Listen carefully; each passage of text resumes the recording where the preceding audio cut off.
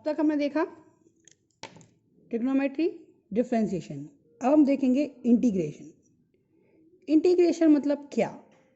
सबसे पहले हम इसका मीनिंग समझते हैं कि then we will go for that operation.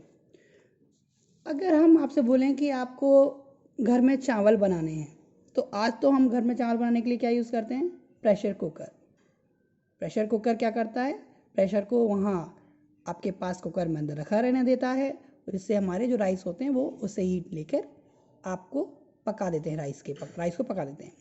But पहले हमारे यहाँ और आज भी कई लोग ऐसा करते हैं कि पतीले में राइस को बनाते थे। अब जब पतीले में राइस को बनाते थे तो पतीले में राइस को बनाने के साथ साथ देखना होता था कि क्या चावल पक गया है या नहीं पका है। तो चावल का जो दाना, चावल को कैसे देखते थे? चावल को निकालते थे और एक दाना चावल का देखते थे, और देखते थे अगर एक दाना चावल का पक गया है तो मतलब पूरा चावल पक गया, और एक दाना अगर कच्चा है तो पूरा कच्चा है। मीन्स हम केवल एक दाने को रेफरेंस लेकर पूरे चावल की बात करते थे। मीन्स एक छोटी सी चीज़ को रेफरेंस लेके पूरी चीज़ को रेफरेंस करना क्या कहलाता है? इंटीग्रेशन। मतलब ये इंटीग्रेशन जो है वो हमारे किचन में बहुत पहले से चला आ रहा है। ऐसे ही अगर हम मार्केट भी जाते हैं, कुछ शॉपिंग करने जाते हैं, तो हम जो चीज़ देखते हैं, जैसे हम बोलते हैं कि खरीदना है तो मुझे दाल देखनी है, दाल खरीदना है तो भाई क्या देखूंगा? थोड़ा सा। कुछ ही चावल खरीदना है तो थोड़ा सा, मतलब एक छोटा सा टुकड़ा लेकर हम उसको पूरी तरीके का मान लेते हैं। तो माना कि कोई एक बॉडी है या कोई एक सरफेस है जिसमें कई पॉइंट हैं, और हमने उसको माना एक छोटे से पॉइंट को dx। क्या माना? dx। ऐसे इसमें कई पॉइंट्स हैं, dx1, dx2, dx3, dx4, मतलब कि पूरी बॉडी जो है वो कई पॉइंट से मिलकर बनी है। तो टोटल अगर हम इसका सम निकालना है तो हम क्या करेंगे? इसको dx1 plus dx2 plus dxn। अब जब इस तरीके का सम होता था, इसे हम बोलते डिजिटल सम बोलते हैं, तो हम कैसे निकालते थे? हमारे पास एक फॉर्मूला होता है, ये इसे बोलते हैं समीशन या sigma, summation of dxn where n equal to 1 to infinite. ये जो समीशन होता है ये क्या करता है? डिस्क्रीट वैल्यू को सम करता है।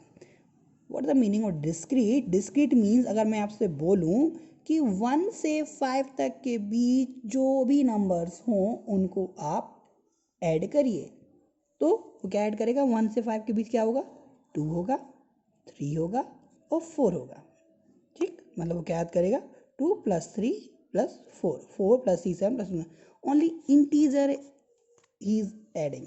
But if I will say 1 2 5, तो कितने सारे नंबर्स होते हैं? 1.1 भी तो होता है, 1.111 भी होता है, 1.222 भी होता है, 1.21 भी होता है। It means it's a plenty of numbers are there. तो इस साइन को, अगर मैं इस साइन को थोड़ा सा टिल्ट कर दूं, मतलब इसको इसके इस वाले पार्ट को यहाँ खींच दूं, इस वाले पार्ट को यहाँ खींच दूं, तो ये साइन बन जाता है। इसे कहते हैं कंटिन्यूस एडिशन या कंटिन्यूस सिग्मा, और इसी को हम बोलते हैं इंटीग्रेशन का साइन। और इसमें जिसके रिस्पेक्ट में करना होता है, जैसे हमने dy/dx किया था x के रिस्पेक्ट में, ऐसे ही इंटीग्रेशन x के रिस्पेक्ट में। अगर t कर लूँगा तो t के रिस्पेक्ट में, y कर लूँगा तो y के रिस्पेक्ट में, s कर लूँगा तो s के रिस्पेक्ट में। तो ये होता है इंटीग्रेशन का साइन, दैट n किसके रिस्पेक्ट में करना हो, जिसका करना होता है उसको हम यहाँ लगाते हैं। ओके, तो हमारा पहला फॉर्मूला है, वहाँ हमने क्या लिया था? y equal to x n. तो हमारा डिफ्रेंशिएशन क्या आया था? n आगे आ गया था और x n-1 एक पावर कम हो गई थी। यहाँ हर चीज़ का उल्टा होगा, क्योंकि जैसे प्लस का अपोजिट माइनस मल्टीप्लाई का डिवाइड होता है, ऐसे ही डिफ्रेंशिएशन का इंटीग्रेशन होता है। तो यहाँ आपके क्या है? n।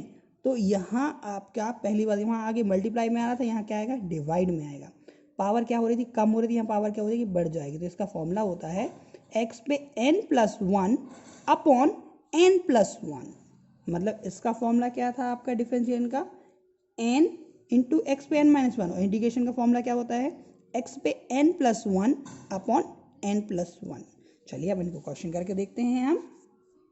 For example y equal to x cube, तो इसका इंटीग्रेशन करेंगे तो क्या आएगा? एक्स क्यूब का इंटीग्रेशन, तो x पे कितनी पावर है? n की, तो क्या आएगा? x पे n+1 मतलब कितना?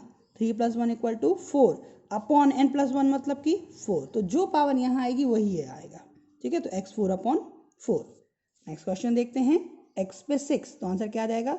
x पे n+1, 6 + 1 equal to 7 upon n+1 मतलब कि 7। अब अगर कोई मल्टीप्लाई हो तो क्या कर देंगे, जैसे उसमें कर देते मल्टीप्लाई को हटा देंगे, मतलब बाहर ले लेंगे, तो क्या आ जाएगा 2 बाहर और x पे 4 का इंटीग्रेशन। तो x पे 4 का इंटीग्रेशन क्या होगा, x पे 4 प्लस 1 मतलब कि x पे 5 अपॉन 5, और ये 2 तो मल्टीप्लाई में चल ही रहा है। 4x देखें तो 4 बाहर ले लिया, x का कितना आएगा x4 अपॉन 4, तो 4 से 4 कैंसिल, तो क्या आ जाएगा आंसर x4। तो इस तरीके से हम इंटीग्रेशन करते हैं।